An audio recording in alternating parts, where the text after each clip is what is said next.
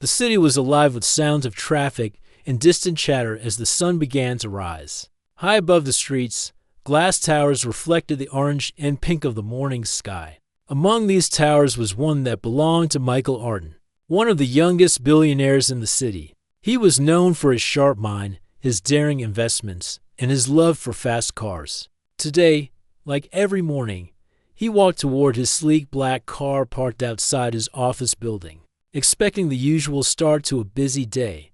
But the morning held something different. At the same time, near the building's entrance, Marcus, a janitor, pushed his cart along the polished marble floors. Marcus was not just any janitor. He had been working in the building for years, watching every person, every detail, and noticing things that most people overlooked. He knew the patterns of the city and the strange behaviors that could appear in an instant. He loved his work because it allowed him to observe the world quietly. Marcus had finished cleaning the lobby and was pushing his cart toward the garage entrance when he noticed something unusual. Outside, parked on the curb where Michael usually found his car, was a vehicle he had never seen before. It was black, sleek, and shiny, almost like it had been designed to catch the eye and make people curious. But Marcus's instincts told him it was dangerous. There was something in the way the car's engine hummed, low and steady, like it was waiting for someone. Just as Marcus reached the curb, he saw Michael approach. Michael, in his tailored suit, was carrying his coffee and looking at his phone. He was walking toward the mysterious black car with a smile, clearly not noticing anything unusual. "Wait!" Marcus shouted, his voice loud and urgent, echoing off the buildings. "Don't get in that car!" Michael froze mid-step. He looked around, slightly annoyed. "Who said that?" he asked, scanning the sidewalk. He did not immediately recognize Marcus. The janitor had a plain uniform and a cap that hid most of his face. "It's me," Marcus said, pointing at himself. "I'm telling you, don't get in that car." Michael raised an eyebrow. He had always been cautious, but he was also confident. "A janitor telling me what to do. That's new," he said, smiling. He shook his head and started to move again toward the car, brushing off Marcus's warning. Marcus's heart beat faster. He could see Michael's reflection in the car's polished hood, and he noticed something he had never noticed before. The driver's side door was slightly open, and inside, the car looked empty. But there was a small, almost invisible device attached under the dashboard. Marcus recognized it immediately from stories he had read about security threats. It was a tracker and a remote ignition device combined. Whoever controlled it could start the car and move it without anyone touching the wheel. "Stop!" Marcus yelled again, running toward Michael. He reached out, grabbing the billionaire's arm just as Michael's hand touched the door handle. Michael looked at him, confused and slightly irritated. "What is this? Why are you stopping me?" he asked, pulling back slightly. Marcus spoke quickly. "I don't have time to explain everything. That car is not safe. It can start on its own. Someone could be controlling it. Please, listen to me. Do not get in." Michael stared at Marcus for a long moment. Normally, he would have ignored such a warning, but there was something in Marcus's voice that made him pause. It was not fear. It was certainty. Marcus's eyes did not waver. His hands were firm, his posture steady. He had seen something dangerous, and he knew it with confidence. The two of them stood there in silence for a few seconds, the city moving around them, unaware of the moment that could change everything. Michael's mind raced. He had dealt with many situations where his safety was threatened, but this was different. He had no idea who might be behind this car or why, but Marcus's insistence made him hesitate. Finally, Michael nodded slowly. "All right, you've got my attention. What's going on?" Marcus took a deep breath, glancing at the car. "That car is not ordinary. Whoever owns it can control it from a distance. They can lock the doors, start the engine, even trap someone inside. I don't know who they are, but I've seen devices like this before. You cannot get in. Please trust me." Michael studied the car. It looked harmless, elegant, and very expensive. He had seen hundreds of cars in his life, and this one was perfect in every way. But now he noticed small signs that something was wrong. The tires were too clean for the street. The windows were unusually dark, and the engine hummed in a strange rhythm, not like any car he had driven before. He turned back to Marcus. "How do you know all this?" he asked. Marcus shrugged slightly. "I've been around a long time. I notice patterns. I notice things most people don't, and my gut tells me this is bad. I've worked in this building for over 10 years. I see everything that comes in and goes out. That car wasn't supposed to be here. I don't know why it's here, but I know it's dangerous." Michael's expression changed from skepticism to seriousness. He had faced real danger many times in business, but there was something raw and urgent about Marcus's warning. It was not a casual comment. It was a lifeline. Just as he was about to step back, the car door opened on its own, making a sudden, quiet hiss. The interior lights flickered briefly, revealing the steering wheel and dashboard. Michael's eyes widened. Marcus grabbed his arm again. "See? That's what I mean. They can control it remotely. You could be trapped in there before you even realize it." Michael stepped back, his mind racing. He looked around, noticing cameras on nearby buildings, the reflections in windows, and even the shadows moving on the street. Someone had planned this carefully. "It wasn't random, okay?" Michael said finally. "You've convinced me. Let's move." He gestured toward the building entrance. "We need to get somewhere safe." Marcus nodded. He led Michael back into the lobby, pushing his cleaning cart slightly ahead to keep a barrier between them and the outside world. Once inside, the automatic doors closed behind them, shutting out the street and the mysterious car. Michael sank into a chair in the lobby, trying to calm his racing heart. "Who would do something like this?" he asked quietly. Marcus shook his head. "I don't know, but whoever it is, they are patient, smart, and willing to take risks. That car is just the first step. If they wanted, they could have waited for the perfect moment to harm someone. You were in that moment, and I stopped it. That's all I know." Michael looked at him, impressed. This janitor had just saved his life. It was not the first time he had narrowly escaped danger, but the speed and clarity of Marcus's actions made him realize how easily things could have gone wrong. Marcus's eyes scanned the lobby, noting exits, security guards, and cameras. He was already thinking about what to do next. He had saved Michael once, but the threat was still out there. Whoever had placed that car on the street would not stop so easily. Michael leaned back, his mind spinning with questions. He had always trusted his own instincts and the advice of experts. But today, a janitor had warned him, and he had listened. That alone was enough to make him rethink everything he thought he knew about safety and trust. "Thank you," Michael said finally. "I don't know what would have happened if you weren't there." Marcus smiled slightly. "Just doing my job and paying attention. That's all it takes sometimes." The lobby was quiet now, the sounds of the city outside fading into the background. But both men knew that the morning was only the beginning. Someone had planned this. Someone had put a dangerous car on the street with a hidden purpose. And now that person knew their plan had failed. As Michael sat back, still trying to understand what had just happened, Marcus looked at the windows again, noticing a shadow moving across the opposite building. Someone was watching. Someone was waiting. And the billionaire realized that this was far from over. The quiet warning of a janitor had stopped the disaster today. But the next move belonged to the person who had sent that car. Michael Arden's day had just begun, but already the world felt like it had shifted beneath his feet. And Marcus, the janitor, was ready. Michael Arden sat in the lobby chair, his mind racing. The morning sun cast long shadows across the marble floor, but Michael hardly noticed. Marcus stood nearby, pushing his cleaning cart slowly, eyes scanning every corner, every movement. The janitor had a calmness that Michael envied. He had seen danger, and he had acted without hesitation. Michael knew one thing. Without Marcus, things could have ended badly. "You need to stay here," Marcus said, breaking the silence. "I don't know who sent that car, but they might be watching. I've worked in this building long enough to know when something feels wrong. Right now, everything feels wrong." Michael nodded, still trying to catch his breath. "All right, but I can't just sit here." I need to figure out who did this and why.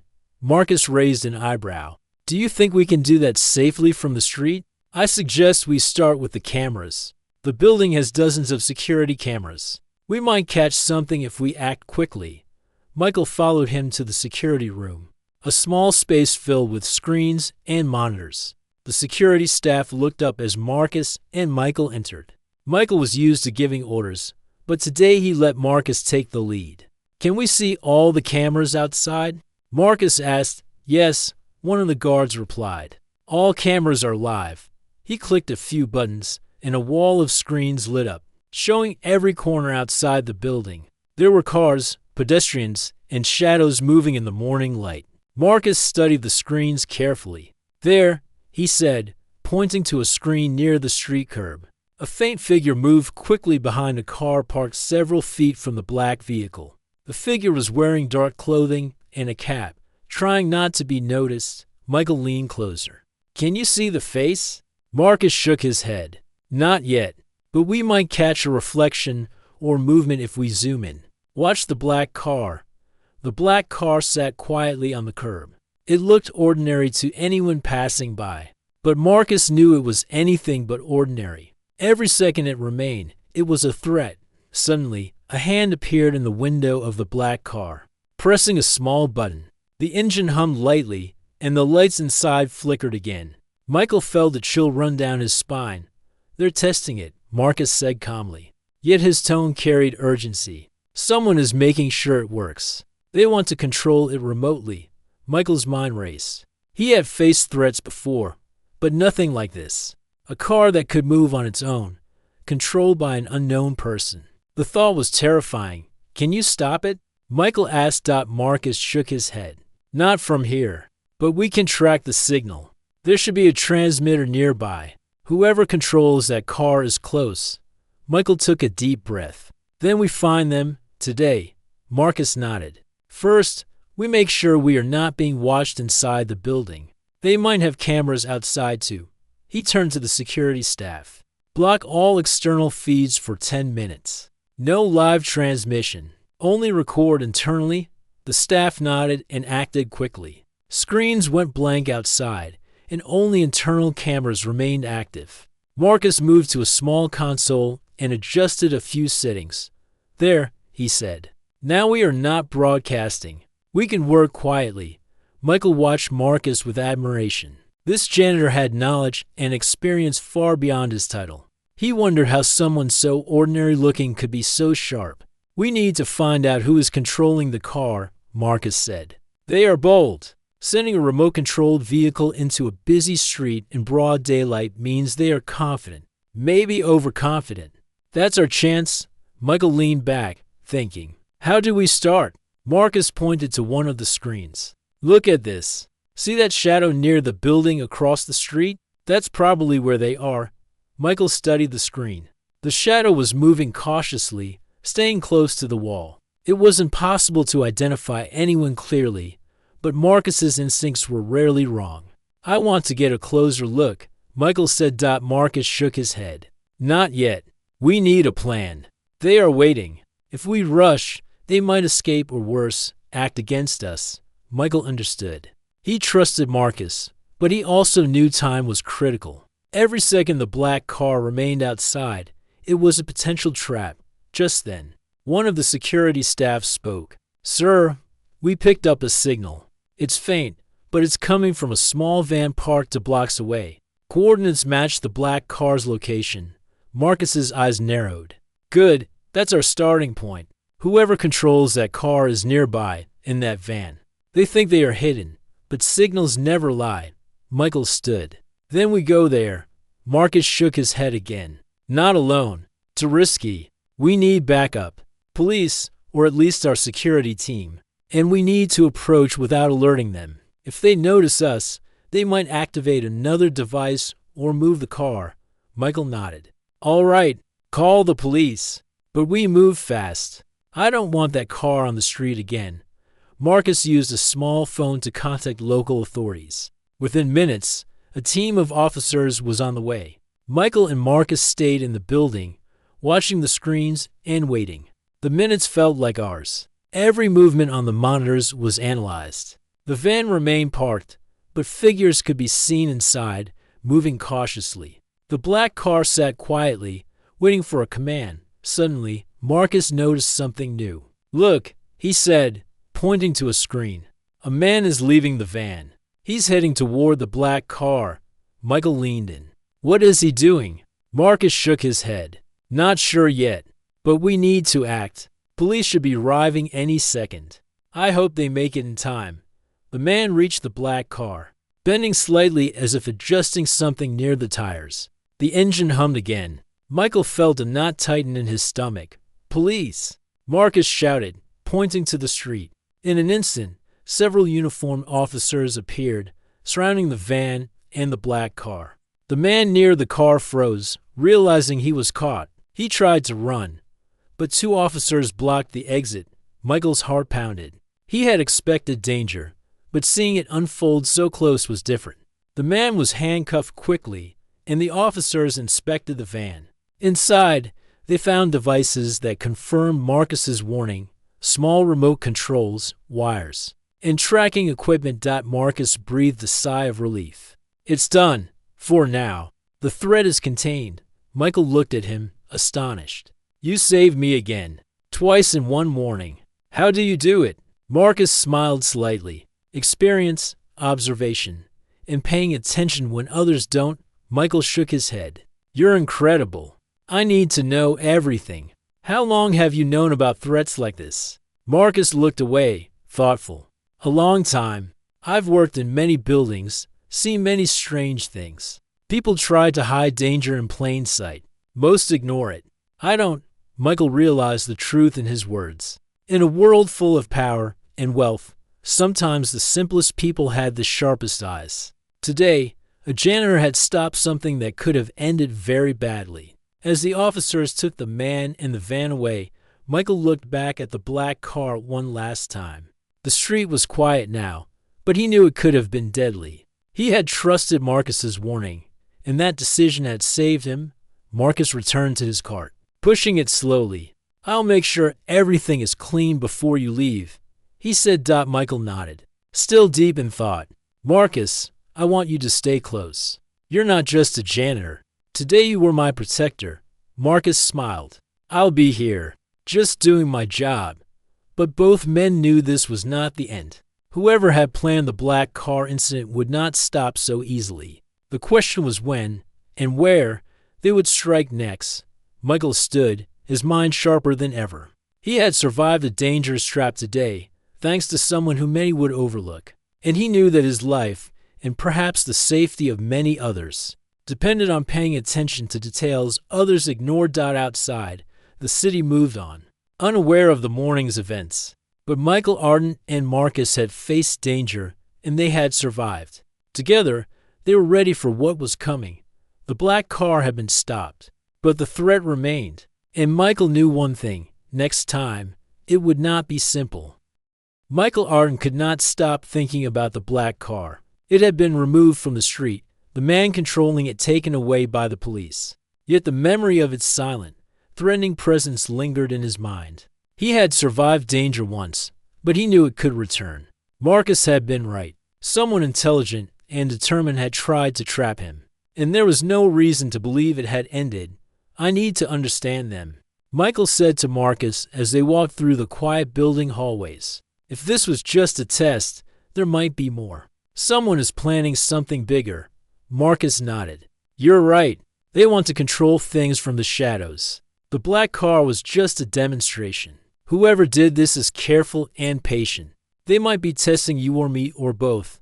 Michael looked at Marcus with admiration. "You've seen so much. How do you know they won't try another attack today?" Marcus shrugged slightly. "Instinct. I've been around a long time. I can sense patterns. And this is a pattern. It doesn't end with a single move. It escalates." Michael stopped, taking a deep breath. "Then we need to be ready. We can't wait for them to strike again. We need to go to them before they get another chance." Marcus raised an eyebrow. "You're serious? You want to confront them?" Michael nodded firmly. "Yes, I have resources, security, and police support. If they think they can plan another attack without consequences, they are wrong. Marcus studied Michael for a moment, then nodded. All right, but we need a plan. Going in without knowledge could be worse than waiting. We need information first. They returned to the security room, where the screen still displayed the street and nearby buildings. The police had taken the van and the captured man to headquarters. But Marcus wanted more than just that. He wanted the full picture.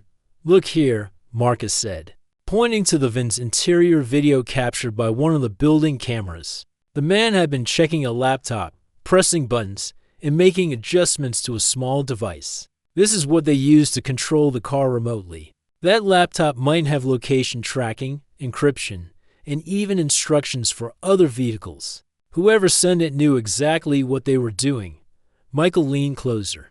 Then we need that laptop. If we can decrypt it, we find them. We find the person behind all this, Marcus nodded. Exactly. And we need to be careful. They might have other devices. They might be watching even now. Whoever controls them is smart. Very smart. Michael took a deep breath. Then we move quietly. We don't alert anyone. We get the laptop, trace it, and stop them before they try something worse. The police had already secured the man, but Marcus and Michael wanted to approach differently. They waited until the officers left the van and began processing evidence. Then Marcus guided Michael through a side door to a stairwell that led directly to the van. It was an unusual route, but it avoided cameras and allowed them to move without being noticed. As they descended, Michael noticed the calm in Marcus's movements. The janitor walked quickly but quietly, scanning walls, stairwells, and exits. Michael followed, realizing that Marcus's instincts were extraordinary. At the bottom of the stairwell, they moved carefully to the van. Officers were busy collecting items, unaware that someone was approaching from behind. Michael felt a mix of excitement and anxiety. He had always been used to calculated risks in business, but this was personal. The threat had been directed at him. Marcus signaled for Michael to stop. Wait, watch the windows. He peered through the tinted glass, noticing the man inside the van moving slightly, even though he was cuffed. He's alert. He knows something is happening. We need to be faster than his thinking. Michael nodded. Let's do it. They approached quietly, and Marcus picked the lock on the van's side door with tools he had hidden in his jacket. The door opened silently, and they slipped inside. The laptop sat on the floor near the man, who was trying to move toward it. Marcus grabbed it first, holding it carefully. The man shouted, "Hey!" But the officers outside were too far to hear. Marcus turned to Michael. We need to leave. Now. Michael followed Marcus out of the van, carrying the laptop between them. They retraced their steps through the stairwell, careful to avoid cameras and officers. Outside, the street was quieter now. Most of the early morning traffic had moved on. Once inside the building, they closed the doors behind them. Michael finally exhaled. We have it. We got the laptop. Marcus studied it carefully. Good, but don't get excited yet. This is encrypted.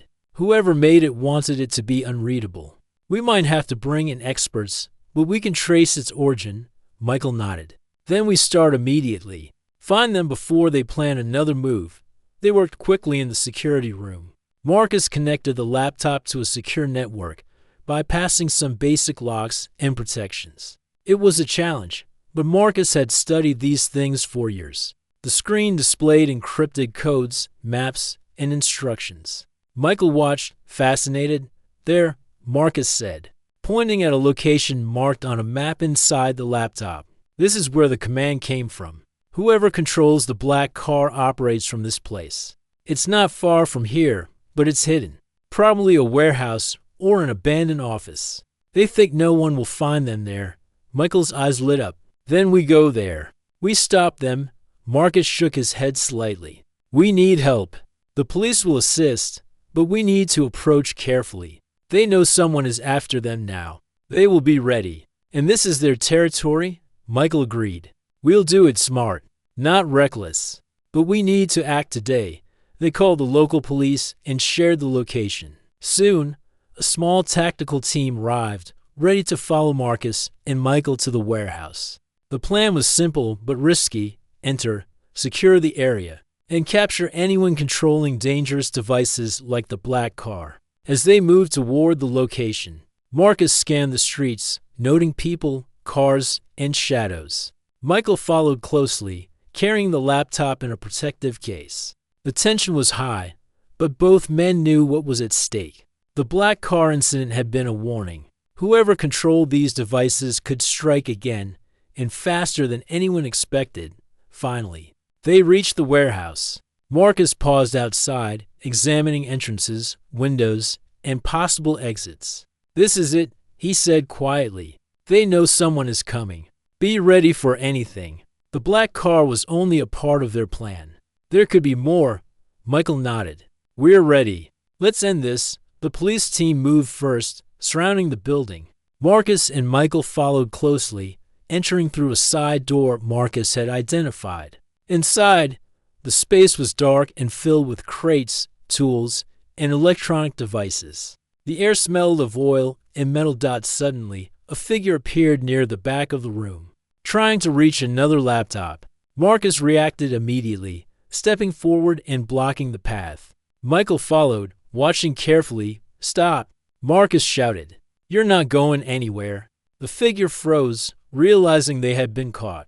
Michael felt a rush of adrenaline. The threat that had seemed unstoppable earlier in the morning was now contained. Thanks to careful planning and quick thinking, police entered the warehouse, securing the area. Other figures who had tried to hide were quickly apprehended. Marcus watched carefully, ensuring no one escaped and no hidden devices remained active. Michael finally allowed himself to breathe. "We did it," he said quietly. Looking around at the captured individuals and the controlled equipment, Marcus smiled slightly. "For now. But there will always be people like this. Smart, patient, willing to use technology to create danger. The key is paying attention and acting fast." Michael nodded, understanding the truth in his words. Today, a janitor had saved him once, guided him through danger a second time, and now helped him stop an entire operation. He realized that in life, sometimes the most unexpected allies were the strongest. As they left the warehouse, the morning sun was higher in the sky. The city moved on unaware of the morning's dangers. But for Michael and Marcus, the day had been transformative. They had faced real threats, used intelligence and skill, and survived. Michael looked at Marcus. "I owe you more than I can say. You were incredible today." Marcus shook his head. "I'm just doing my job. Paying attention is all it takes." But both men knew the story was not over. They had stopped the immediate danger, but someone else might be planning next. Someone else might try another trap. Michael felt ready. With Marcus by his side, he knew he could face whatever came next, and somewhere in the city, hidden in shadows, a new plan was already forming. Michael Arden had never felt a morning like this. The warehouse was empty now, the devices disabled, and the people involved captured by the police. Yet, his mind refused to calm down. There was a part of him that still felt the threat lingering, like a shadow waiting to strike again. Marcus had been right. Those who planned the black car incident were clever, patient, and far from finished. "I can't shake the feeling that there's more," Michael said as they walked outside. The air smelled of metal and oil from the warehouse, mixed with the crisp city morning. "This feels like a warning, not an end," Marcus nodded, adjusting the strap of his cleaning cart that now carried nothing but papers and tools. "You're right. People like this don't make mistakes. They plan carefully." The black car and the warehouse devices were only a test. They are checking how fast we react, how much we notice, and how we handle pressure. Michael looked at him, admiration and disbelief mingling on his face. "A janitor has more sense in these situations than most security experts I know." Marcus shrugged lightly. "Experience and observation. That's all. You learn to notice the small things before they become big problems."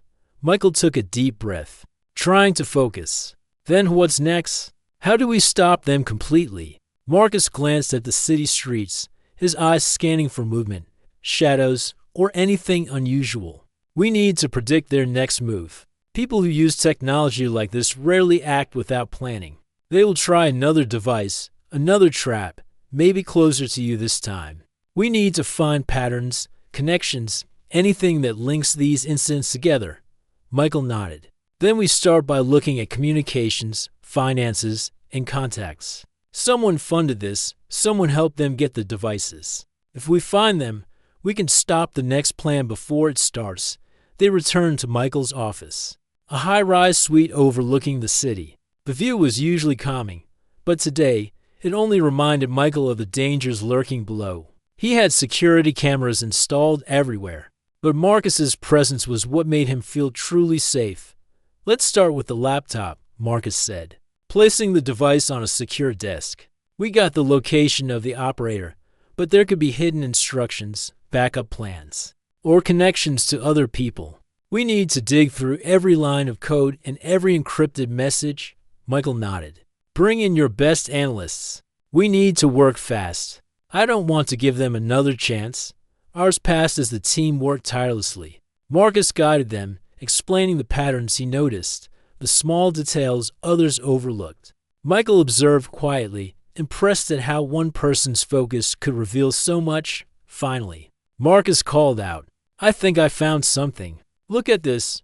On the screen, lines of code were connected to a network of vehicles and devices. One path led directly to a city district several blocks away, where multiple black cars had been reported by civilians earlier this week. Marcus's eyes narrowed. They are testing more cars, not just one. They want to see which one gets to the target fastest. They're preparing for something bigger.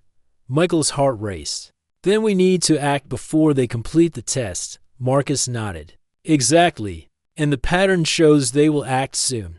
Probably today. The cars are still in the district, waiting for a signal. Whoever is behind this thinks they are safe. They are wrong. Michael contacted the police and arranged a coordinated operation. Officers would move to intercept the black cars, block the streets, and secure the area. Michael and Marcus would observe from a nearby high-rise, using cameras to track every movement. As they positioned themselves in the observation room, Marcus's attention was sharp. There, he said, pointing to a live camera feed. The black cars are moving slowly through the streets, avoiding main roads, heading toward a crowded business district. If they reach it, there could be chaos. We can't let that happen. Michael leaned forward, gripping the edge of the desk. How do we stop them before it's too late? Marcus studied the screens carefully. We need to alert the drivers. These are likely controlled remotely, but if we can interrupt the signal or force them to stop, we can prevent an accident. We have to act fast, using the laptop. Marcus traced the signal back to a small building on the outskirts of the district. It was a narrow, abandoned office space, perfect for hiding equipment. This is the command center, Marcus said. If we disable it, the cars lose control. They won't know what to do. Michael looked at him. Then we go there. We end this. Marcus hesitated for a moment. We need backup. The building might be empty, but there could be traps. And someone might be watching us right now. We can't take chances. Michael agreed. Police support, tactical team, everything ready. We move as soon as they give the signal. Minutes later, the tactical team arrived. Marcus led them through side streets, avoiding traffic and cameras. Michael followed, holding the laptop tightly. The tension was thick. Every shadow, every sound made them alert.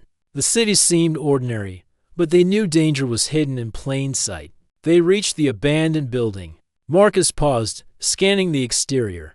They might have sensors or cameras here. We moved carefully. The team entered silently, with Marcus and Michael in the lead. Inside, the space was dark, filled with old furniture, boxes, and equipment. Marcus's eyes darted around, noting cables and devices hidden among the clutter.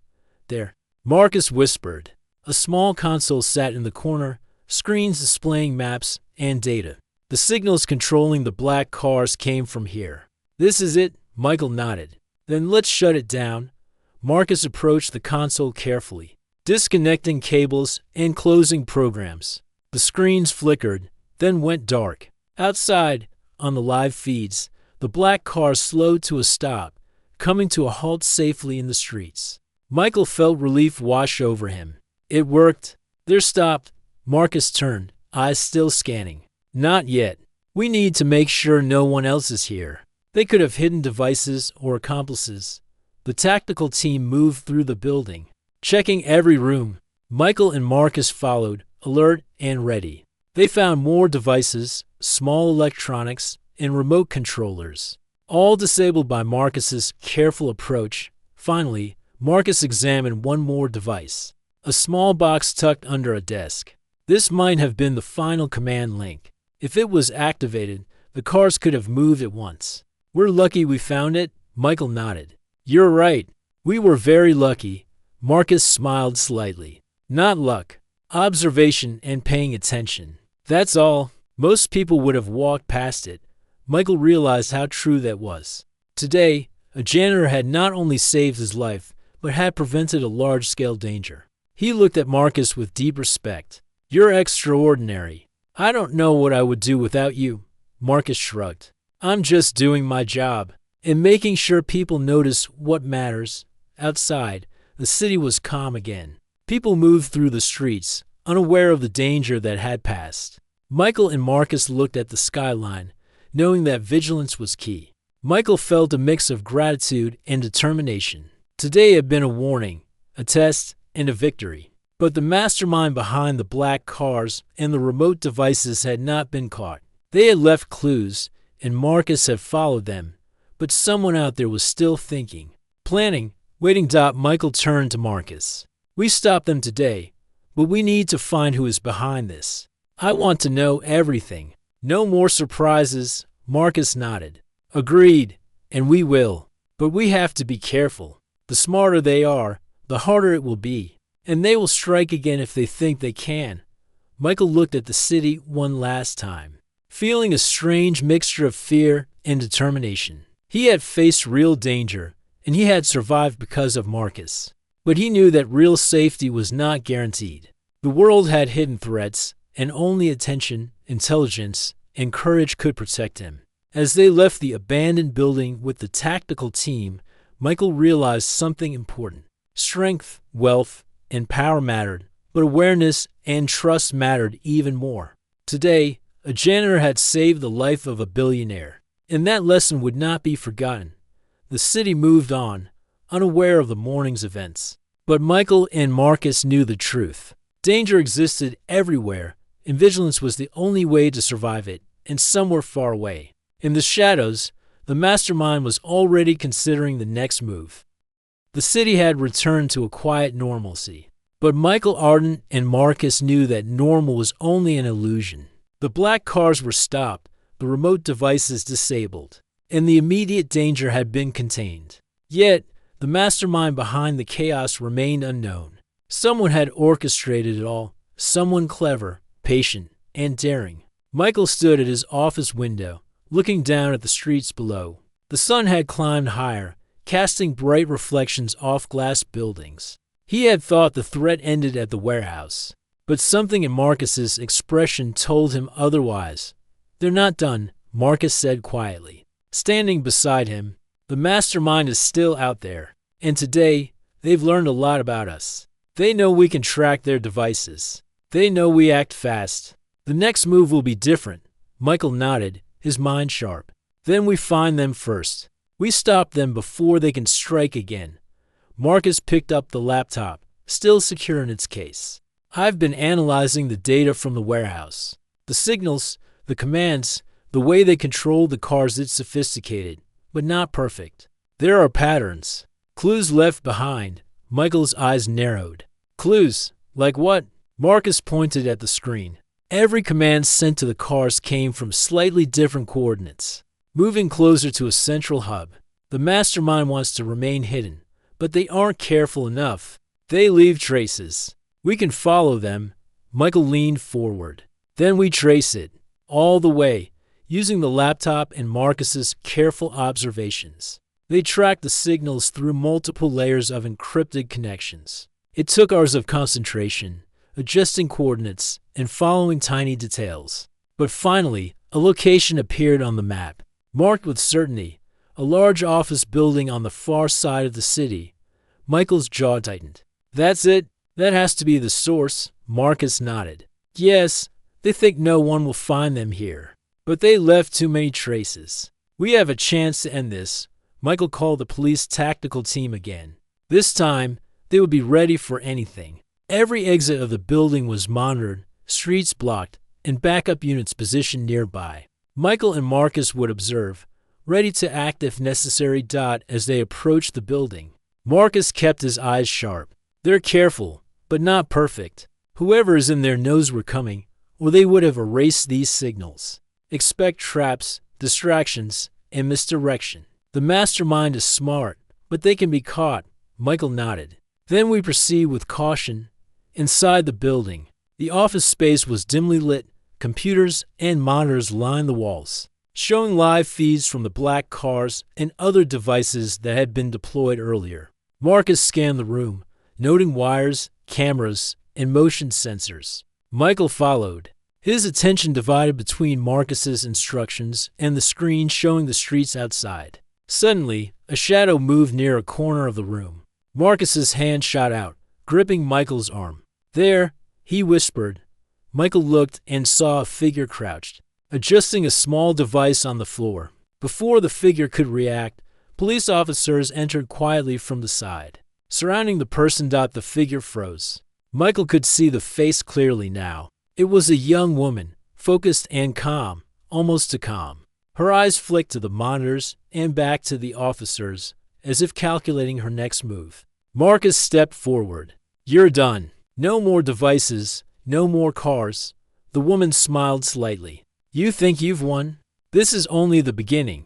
Michael felt a chill. Her confidence was unshakable. "Your games are over. You risked lives for experiments." Why? She looked at him calmly. "I wanted to test control. People think they can predict technology, predict behavior. I wanted to see how far I could push it, how fast people would respond when threatened. The black cars, the devices, it was all part of an experiment." Marcus shook his head. "People are not experiments. You endangered innocent lives. That's not clever. That's dangerous." The woman's smile faded.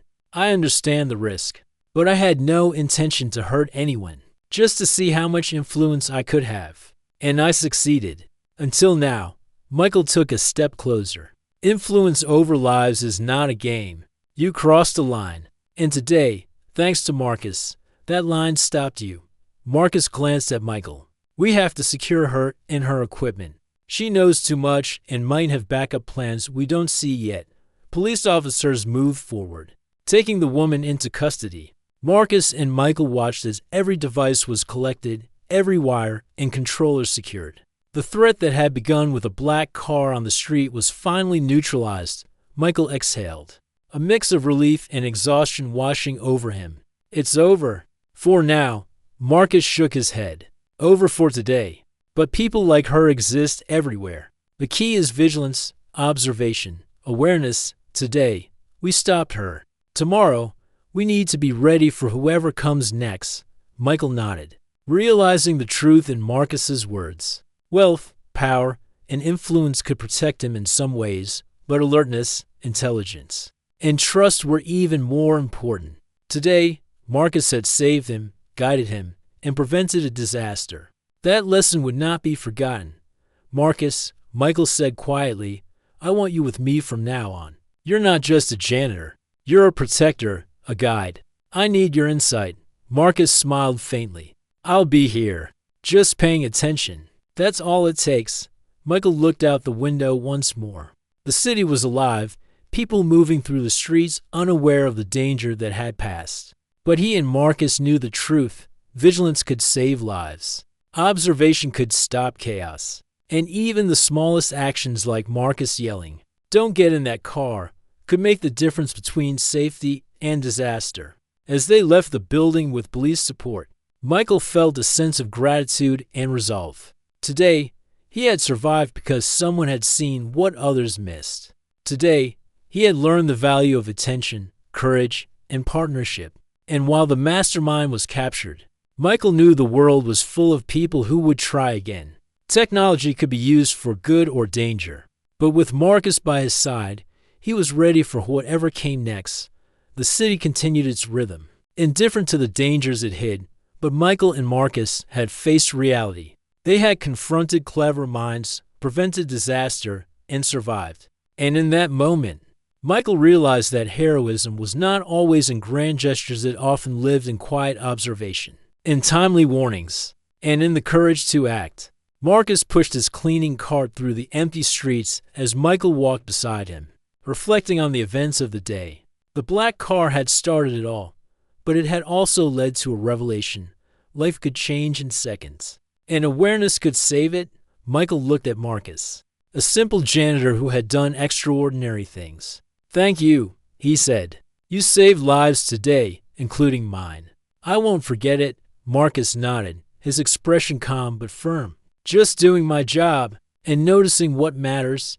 The two men walked on, leaving behind the captured mastermind in the now secure city streets. The morning's chaos had ended, but the lessons would remain. Vigilance, attention, and courage were more important than any wealth, car, or device.